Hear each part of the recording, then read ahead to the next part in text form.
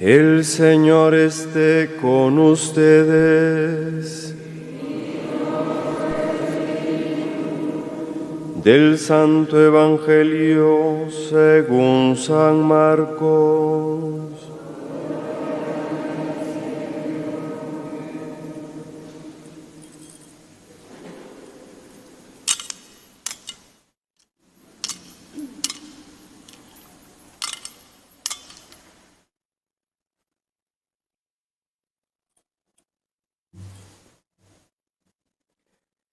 En aquel tiempo enseñaba Jesús a la multitud y le decía: cuidado con los escribas. Les encanta pasearse con amplios ropajes y recibir reverencias en las calles. Buscan los asientos de honor en las sinagogas y los primeros puestos en los banquetes. Se echan sobre los bienes de las viudas, haciendo ostentación de largos rezos. Estos recibirán un castigo muy riguroso. En una ocasión, Jesús estaba sentado frente a las alcancías del templo, mirando cómo la gente echaba allí sus monedas. Muchos ricos daban en abundancia. En esto se acercó una viuda pobre y echó 2 moneditas de muy poco valor. Llamando entonces a sus discípulos, Jesús les dijo: yo les aseguro que esa viuda pobre ha echado en la alcancía más que todos, porque los demás han echado de lo que les sobraba, pero ésta, en su pobreza, ha echado todo lo que tenía para vivir. Palabra del Señor. Gloria a ti, Señor Jesús.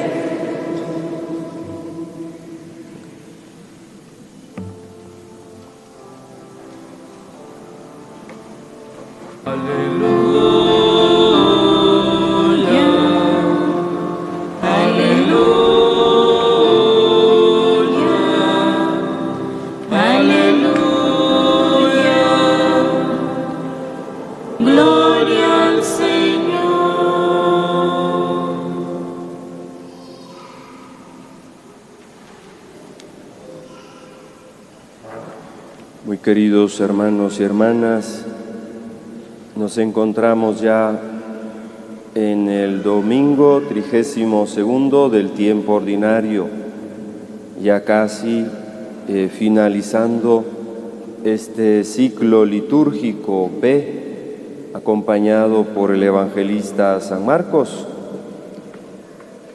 Pronto, creo que en 15 días, vamos a celebrar la solemnidad de Cristo Rey, con la que clausura este año litúrgico, y luego iniciaremos el tiempo de Adviento, un nuevo ciclo, el ciclo C. La palabra de Dios de este domingo nos presenta el ejemplo de 2 mujeres viudas y pobres, pero que confían grandemente en Dios. La viuda de Sarepta, que nos narra el primer libro de los Reyes, que tiene ese encuentro con el profeta Elías,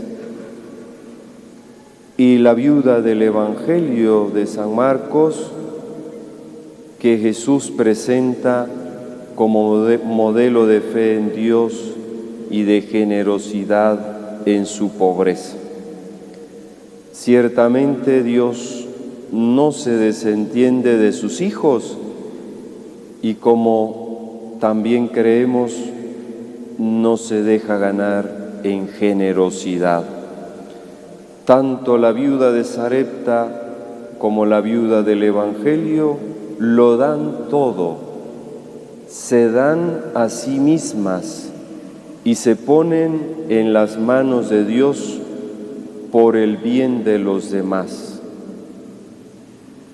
Este es el significado de la oferta, de la ofrenda, de la viuda pobre, que Jesús exalta porque da más que los ricos, quienes ofrecen parte de lo que les sobra, mientras que ella da todo lo que tenía para vivir y así se da a sí misma.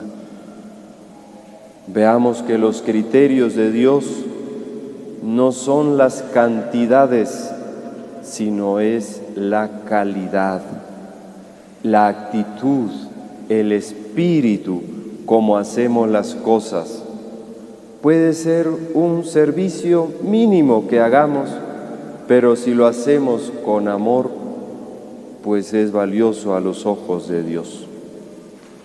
Ahora bien, para que las personas de buena fe que confían en Dios no queden defraudadas, los discípulos de Jesús debemos sí ser corresponsables en la gestación también de políticas públicas que garanticen la dignidad humana, el bienestar, la seguridad social, el derecho a la jubilación, que es pues muy limitado en nuestros países, para las personas que trabajaron y generaron servicios y bienestar para el país. Dios bendice a las viudas a través de las mediaciones de ciudadanos y cristianos comprometidos con su realidad social. Recordemos que en el Antiguo Testamento las viudas, juntamente con los huérfanos y forasteros, eran consideradas las personas más pobres. Eran símbolo de pobreza, soledad y necesidad. Pero precisamente es uno de esos grupos sociales más queridos por Dios, que se define como padre de huérfanos y protector de viudas, como dice el Salmo 68. Llama la atención de que sea una pobre viuda a punto de morir de hambre debido a la sequía, que no llovía en ese pueblo de Sarepta por 3 años y no tenían pues cosechas. Está a punto de morir de hambre la que Dios elige para dar alimento al profeta Elías, al hombre de Dios. Tal vez nos pueda parecer un poco exigente el profeta que pide primero para él, pero es la forma de expresar el texto para poner más a prueba la confianza en Dios de esa viuda pobre.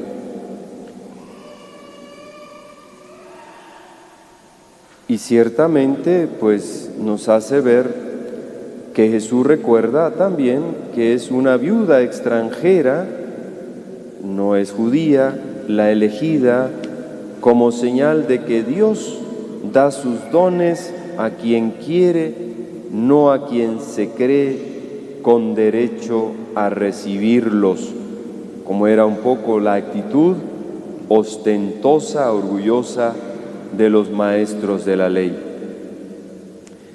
En la primera parte del texto de San Marcos, porque tiene 2 partes, la primera, la que Jesús hace una crítica profética contra los escribas, señala 3 defectos que se manifiestan en su estilo de vida, siendo maestros de la ley: la soberbia, la ambición y la hipocresía, actitudes que también debemos de cuidar nosotros. Jesús afirma que les encanta que les hagan reverencia en las plazas, que buscan los primeros asientos de honor en las sinagogas y los primeros puestos en los banquetes, pero bajo apariencias tan solemnes se esconden la falsedad y la injusticia. Mientras presumen en público, usan su autoridad para devorar los bienes de las viudas. Qué duro es el lenguaje que utiliza Jesús, quienes junto pues con los huérfanos y los extranjeros eran consideradas las personas más indefensas y desamparadas. Por último, los escribas aparentan hacer largas oraciones. También hoy existe el riesgo de comportarnos de esa forma, cuando se separa la oración de la práctica de la caridad y de la justicia, porque no se puede rendir culto a Dios y causar daño a los pobres. O cuando se dice que se ama a Dios y sin embargo se antepone a Él la propia vanagloria, el propio provecho. Jesús se vuelve hacia los discípulos y les dice: les aseguro que esa pobre viuda ha echado en el arca de las ofrendas más que nadie, porque los demás han echado de lo que les sobra, pero esta que pasa necesidad ha echado todo lo que tenía para vivir. Jesús ha querido enseñar a los discípulos con este elogio de la viuda que Dios juzga distintamente que los seres humanos. Él aprecia la ofrenda de los pequeños, de los que no pueden hacer una hermosa figura, ni siquiera cuando hacen limosna, porque no tienen dinero que dar. De la viuda, Jesús exalta la extraordinaria confianza en Dios, que la lleva a darlo todo sin preocuparse de su mañana. Lo que Jesús alaba de la viuda pobre, pues no es la cantidad que da, que dona, sino su actitud. Ha dado todo lo que tenía para vivir. De ahí aprendemos nosotros que nadie es tan pobre que no pueda dar algo. Y en efecto, nuestras viudas de hoy demuestran su fe realizando un gesto de caridad. Me refiero a las viudas del Evangelio o de la palabra de Dios, una hacia el profeta Elías y la otra dando una limosna en el templo que llevaba 46 años de construcción y no lo habían terminado. De este modo demuestran la unidad inseparable entre fe y caridad, así como entre el amor a Dios y el amor al prójimo, como nos recordaba el Evangelio del domingo pasado. El Papa León Magno afirma en una ocasión que sobre la balanza de la justicia divina no se pesa la cantidad de los dones, sino el peso de los corazones. La intención, la buena intención con que hacemos algo. La viuda del Evangelio depositó en el tesoro del templo 2 monedas de poco valor y superó los dones de todos los ricos. Ningún gesto de bondad carece de sentido delante de Dios. Ninguna misericordia permanece sin fruto. La autenticidad de nuestra fe, pues, se mide por la autenticidad cristiana de nuestras actitudes habituales ante Dios y ante los demás. Más que obras externas, aún religiosas, lo que importa ante todo es la profundidad interior y la sinceridad religiosa de nuestra postura personal. Lo que cuenta para Dios es la actitud del corazón. Esto vale más que muchas obras externas ruidosas y brillantes que carecen de esa sinceridad y generosidad en lo interior. Dios se complace en aceptar el más pequeño acto interior de nuestro corazón como el tesoro más precioso que le puede ofrecer el universo. La verdadera piedad, devoción, es una entrega a Dios, un ponerse por completo a su disposición. Esta mujer no dio de lo superfluo, sino de su misma pobreza y de lo que era necesario para vivir.